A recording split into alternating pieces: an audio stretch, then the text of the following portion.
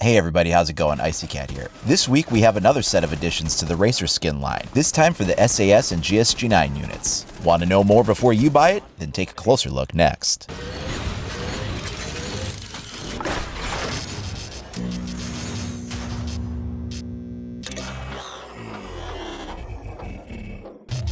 The two new Racer skins are going to be found under the Digital Content tab in the shop.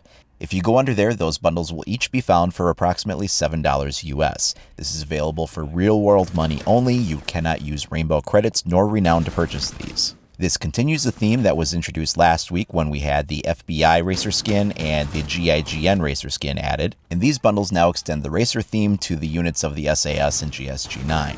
Let's begin by taking a look at the SAS. These are predominantly red with accents of blue and some minor white.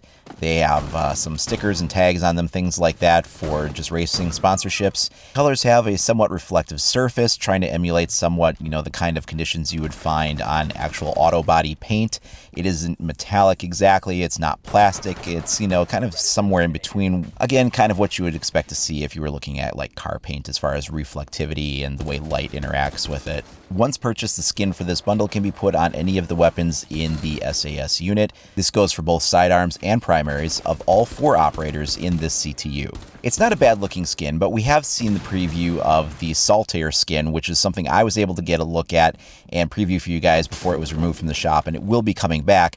But that skin is predominantly red and blue with hints of white, kind of like this is, so there's a little bit of crossover there, and I'm a bit surprised to see that the color palette is just so similar between the two premium bundles for the same CTU. Are they different? Sure, but there's a lot of similarities in color palette. Next up, let's take a look at the Racer theme for the GSG9 unit. This has something of a brown-red kind of color for a base coat, along with striping and some of the sponsorship tags. We'll have the same degree of reflectivity here on these materials. Again, we're trying to emulate the kind of paint job that you would see on the side of a racing car, and they try to capture that pretty well. It is neither purely metallic nor like a shiny plastic or something. It's somewhere in between, like you would expect a car paint job to be.